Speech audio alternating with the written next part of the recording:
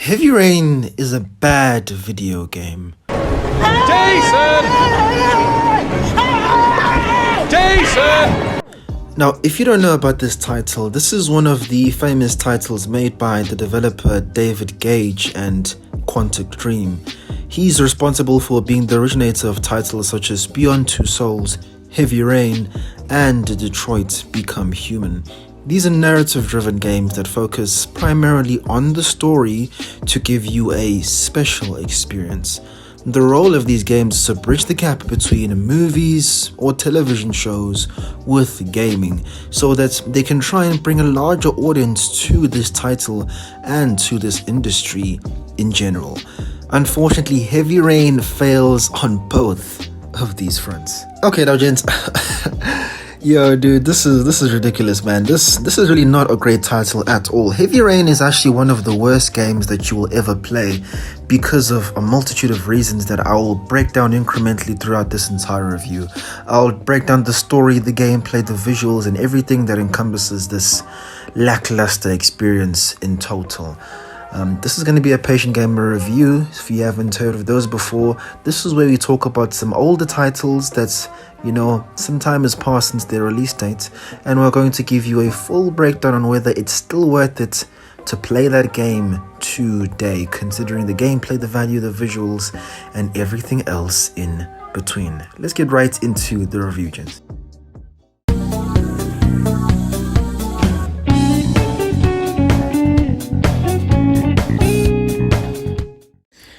Now, the first category that we're going to deal with today is the gameplay.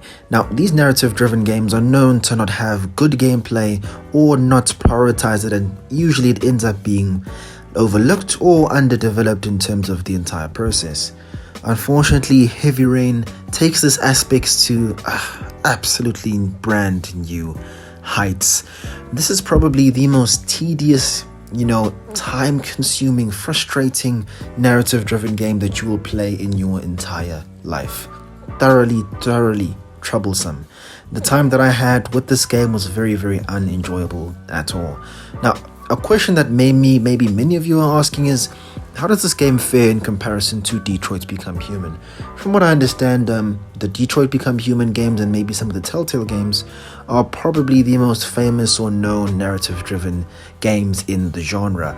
Detroit Become Human is significantly a superior game to Heavy Rain, just so you have and know that information up front. Now, compared to the other games in its genre, Heavy Rain definitely does falter, and compared to its competitors, it definitely does struggle to compete. Now, what you do have to keep into consideration is that Heavy Rain did come out in 2010, and I'm sure a number of storytelling games and other developers from Square Enix and Telltale were able to grab many things and were able to build upon and learn from the mistakes that Heavy Rain took, and they took a whole lot of them. In terms of the gameplay experience, it is painstakingly tedious, very difficult, and not enjoyable in any sense.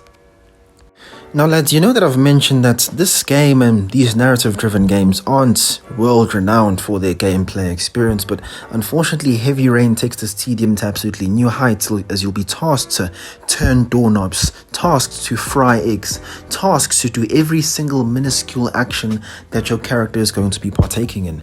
Unfortunately, these things end up breaking immersion, as they're more frustrating than they are able to immerse you or delve you deeper into the experience. They're just frustrating and honestly at the end of it all boring.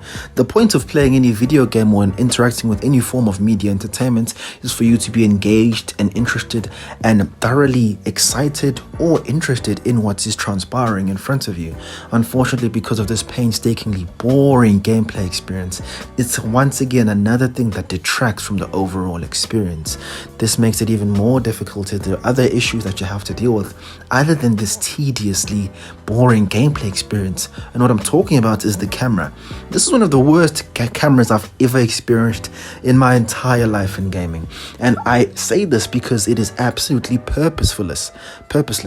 There's no benefit, there's no return on investment on using this particular camera system. Now, Heavy Rain uses a third-person model, and you play as your character watching them from behind or in front of them. The angle is if you could even say, strategically placed at different parts on whichever room that you are in, and you have to hold R2 to be able to move around in that room, and you can also hold a button to hear the thoughts of the character that you are playing as. You do this, you interact, you move around. The issue is the camera placement. It doesn't help or improve the game in any sense. The thing is, it actually ended up frustrating me a number of times because there were times when I missed out on key or important quest items because of this poorly placed camera. You are unfortunately end up missing out on a couple of key quest items that you could have used to help solve you on this issue that you are dealing with in Heavy Rain. Heavy Rain is a detective solving type of game where you play as multiple characters throughout the entire experience. In total, you play as 4 people, and unfortunately this camera style wasn't able to bring me closer to any of these people, which is kind of the point. You know, it's a little bit more difficult in a third-person game to become extremely deep-seated or be able to envelop the character that you're playing as. But unfortunately, in this style, it creates this disjointed and weird experience that ends up being frustrating more than anything else. Heavy Rain has one of the most ridiculous, preposterous, foolish, whatever synonym that you can find in the dictionary that relates to foolishness. This is how I describe the premise and the very reason the story of Heavy Rain even happens. It's absolutely ridiculous, and I'm not going to spoil it for you in this video. If you do choose to make the very questionable decision to actually still play Heavy Rain, I want you to experience it for yourself and feel the experience that everyone else who's also played this game feels when this very important event transpires. Jason!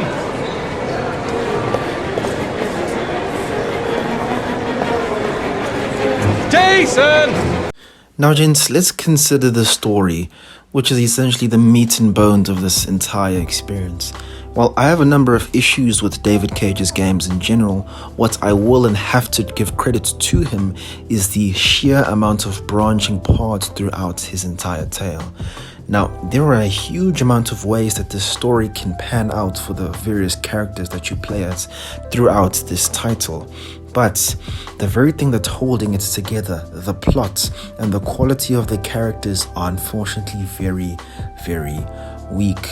Now, as I said before, there are a huge amount of different directions that you can go with this game. You can go for a more violent, more inflammatory, more abrasive approach, and the world will kind of react in a certain way. But there is fundamental issues with this plot. I'll be honest with you, as soon as you find out who the bad guy is, this entire plot completely falls apart. Now, I'll be honest with you, as you're still in the dark about who the actual bad guy is in this entire tale, it is somewhat compelling. There is some fun to be had throughout this entire experience as you play through Heavy Rain. There are engaging parts, and there are highs and lows as they are in every other game. But as I said, the plot and the characters are weak. The characters that you play as aren't necessarily very engaging, very intelligent, moderately intelligent, which is honestly a stretch and an honor by me saying that, because they make some very questionable decisions throughout their tenure, but it's at the end of the day just okay. But as I mentioned before, as soon as you find out who the big bad is, it completely falls apart. And there's a reason that I have particular qualms with the story, in particular in how it's executed in whole. This is not my first narrative-driven game. I actually quite enjoy playing a number of narrative-driven games, and they're definitely one of, I'd consider a delicacy in the gaming genre. I play them quite rarely, maybe every couple so months or years. I say, you know what, let me play a little something different. Let me sink my teeth into a compelling and interesting story games. Because I'll be honest with you, I really enjoy gaming, but story games tend to leave a special place in my heart, and that's just how I enjoy the experience. So I said, okay, I'd recently wrapped up Detroit Become Human. I had a decent time, had some issues with that game for sure. There was still some narrative and character issues in that game, but I overall enjoyed my time with that title, so I said, you know what, let me give Heavy Rain a shot.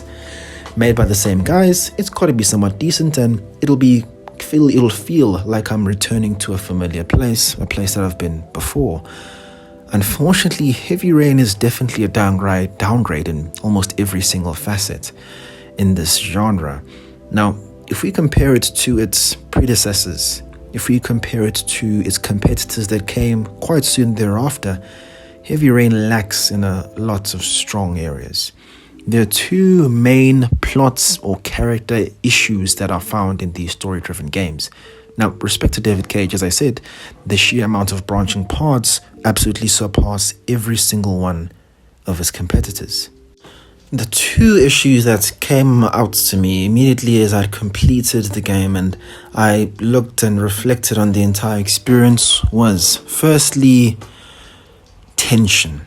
Tension and stakes are tools that are used in every single form of media entertainment where there is stakes, action, or anything of that sort. And what I was able to realize that in Heavy Rain, the only time the tension is high or I feel any sort of pressure is when violence or there is action happening on screen, which is actually quite bad. I need to feel some sort of tension for perhaps the majority of the decisions that I make, for the majority or at least about 70% of the dialogue or decisions that I make throughout the entire experience. If I only feel tension when there is violence, when there's a gun at play, when there's a knife at play, when my life is on the line, then that's not a very strong narrative experience, isn't it?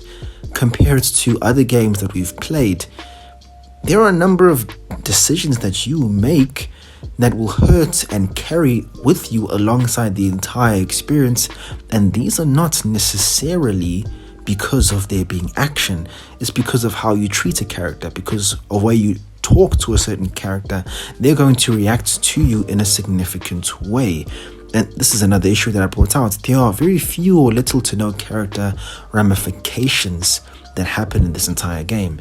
You interact with a number of side characters throughout this entire experience, and whether you choose to treat them well or treat them badly doesn't really affect the entire game in any sense.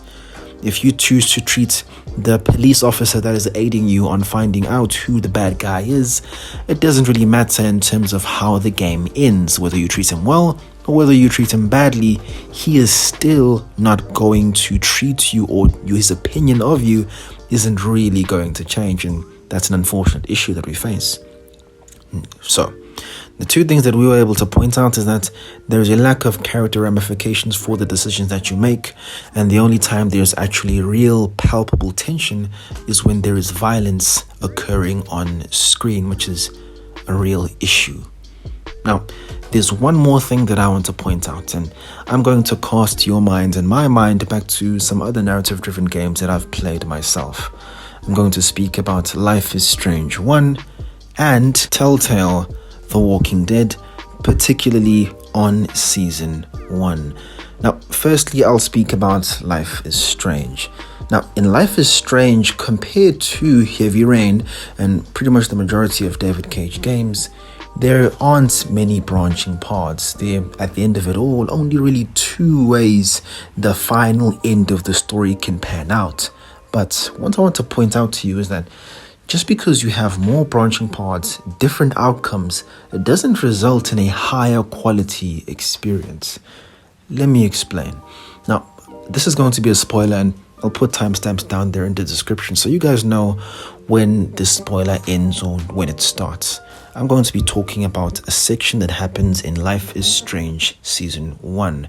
A very, very interesting part of the story that'll kind of explain why necessarily branching paths are necessary to create a compelling story-driven game. Now, there is this section where Max Caulfield is stuck in the room, the very special room that a teacher has put her in. You've recently found out who the bad guy is, and you have finally gotten to a lucky spot where you have a chance of being saved. You're sitting in your chair where you are going to be momentarily killed, tortured, or whatever he's going to do with you, and you're sitting there, but luckily somebody is coming in to save you. Now, an interesting thing about this is that there is actually only one correct way to get out of this situation. Only one. Only one.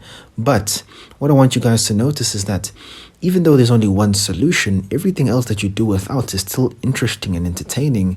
And even though there aren't that many branching paths in this, it's all by chance. You try and you try and you try, and it not alleviates, but it raises the tension of the scene.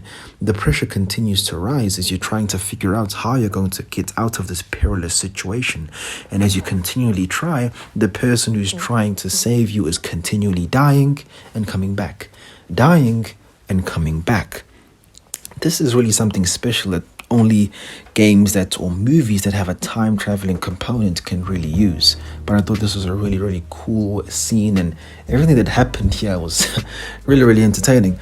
I actually remember when I was playing this scene in particular, I remember I busted out laughing because of the amount of times that the brother who was trying to help me got rocked out of his mind. He got taken out, he got shot up, he got beat up, he got taken down in so many funny ways.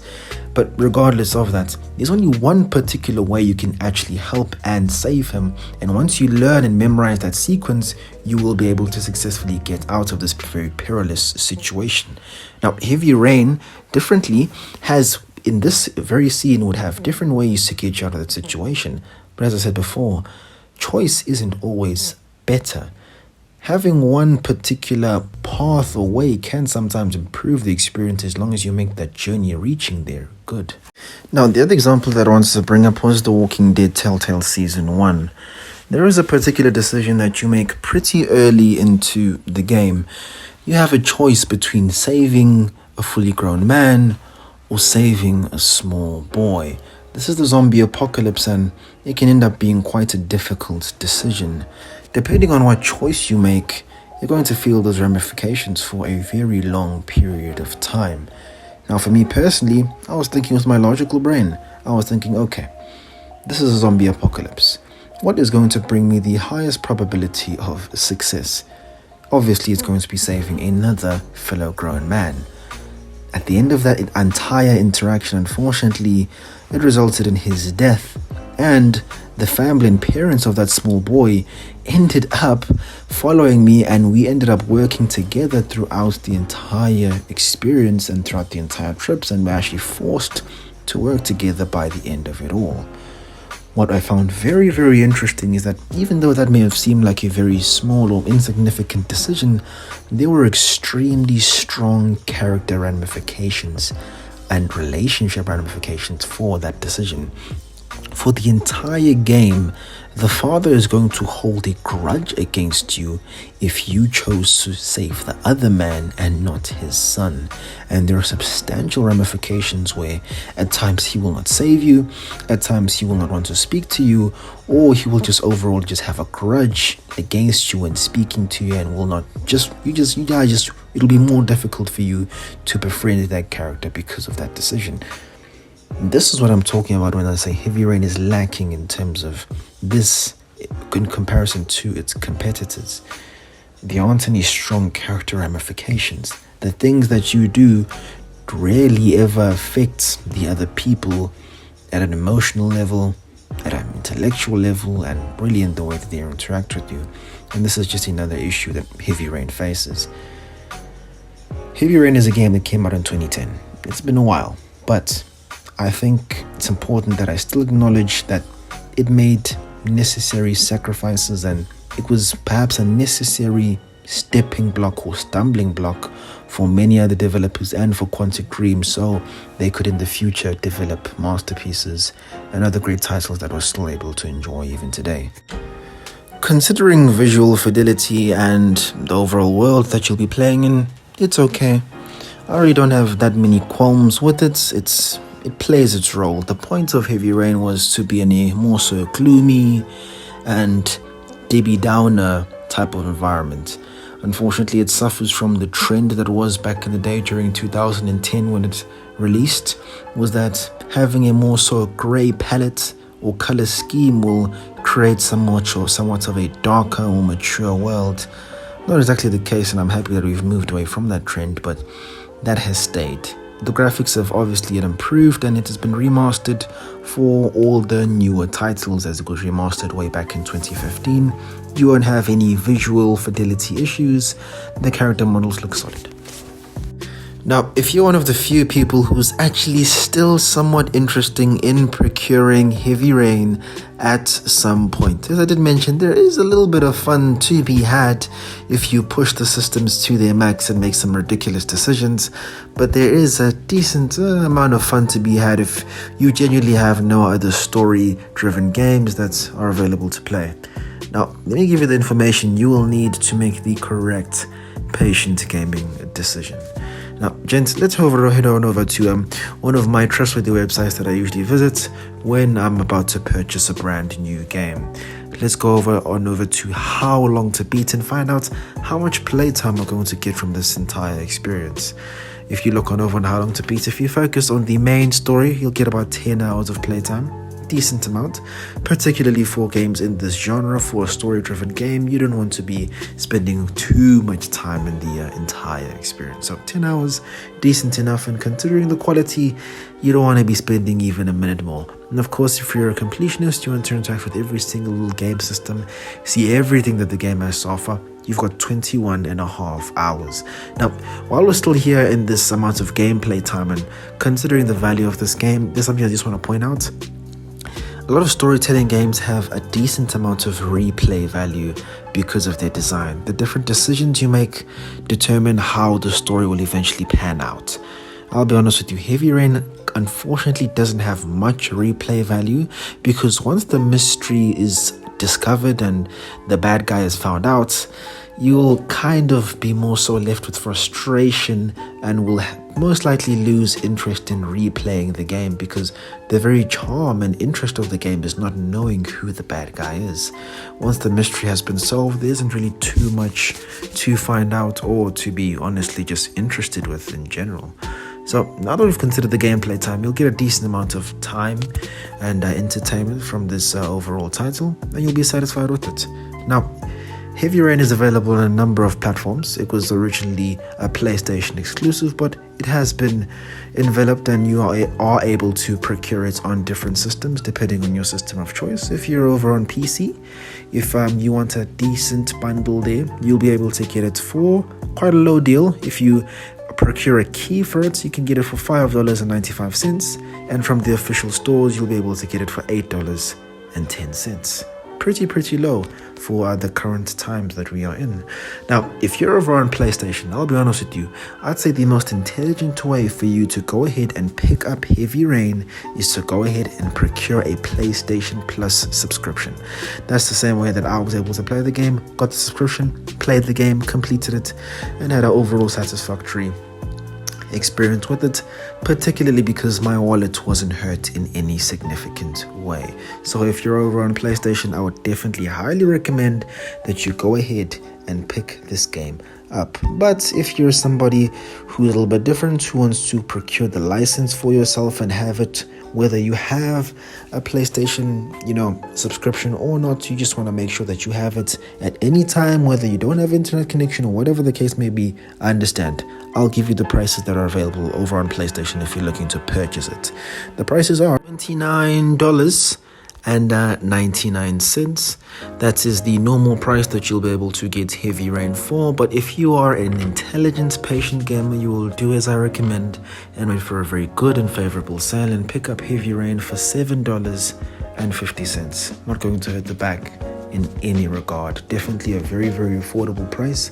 This is a very old game and it was remastered about almost a decade ago, so no matter the situation or the method that you want to use to play Heavy Rain for yourself, you're going to get it for a very good and affordable price. If you're over here in South Africa, the normal price for Heavy Rain today is 539 Rand, and if you do the intelligent thing and procure it over on a sale, you can get it for the low price of 109 Rand. Now, there also is a bundle that is available to you if you are someone who wants to become a fan of David Cage or you've experienced some of David Cage's titles and you enjoy them.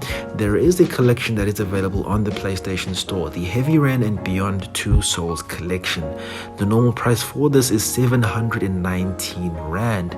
But if you go over and look for a sale, the lowest price that you can get it for is 118 Rand. Definitely very, very affordable for you. And if you're over in the US, I'm gonna also look out for you homies over there.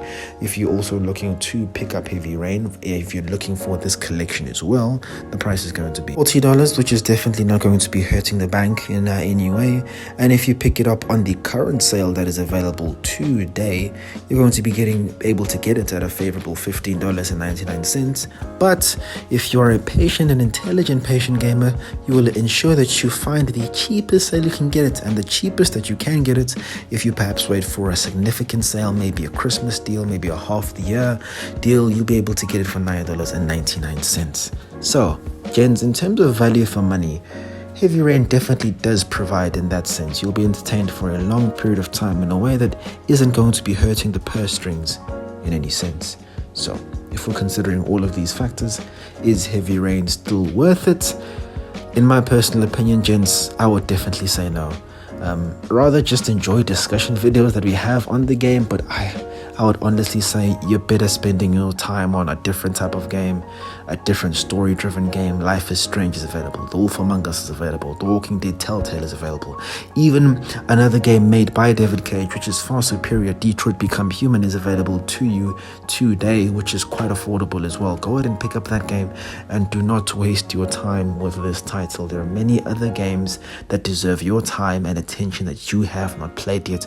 For sure, look through my catalog of patient gamer reviews. I'm sure there's a title there for you that you'll absolutely love and enjoy. Check them out. There are plenty of games that I've reviewed and I will review, and that I can definitely give you guys ringing endorsements that you will get a high quality experience from those titles. So my overall rating for Heavy Rain is, man, this is rough and it may seem harsh, but I think I have to give it a 3 out of 10.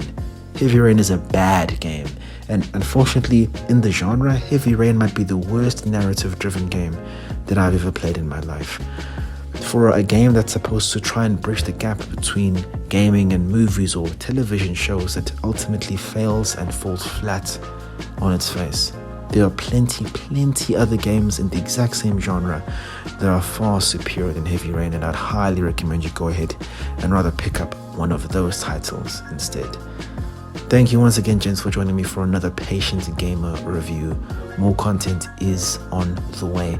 My next review will be of Injustice 2, a game that I had a pretty decent time with, and I'll shortly provide you with all my thoughts on that respective title, and in comparison to its competitors and in comparison to its predecessor, Injustice 1. Take it easy, gents. Tell me your thoughts on Heavy Rain down there in the comments. Was I perhaps a little bit too harsh? What are your thoughts on Heavy Rain? And what are your thoughts on the genre, the narrative-driven genre in general? Do you guys perhaps have some recommendations for me to go ahead and hop into? Tell me your thoughts down there in the comments. Take it easy, gents. Jason! Jason! Jason! Jason! Why are you running? Jason!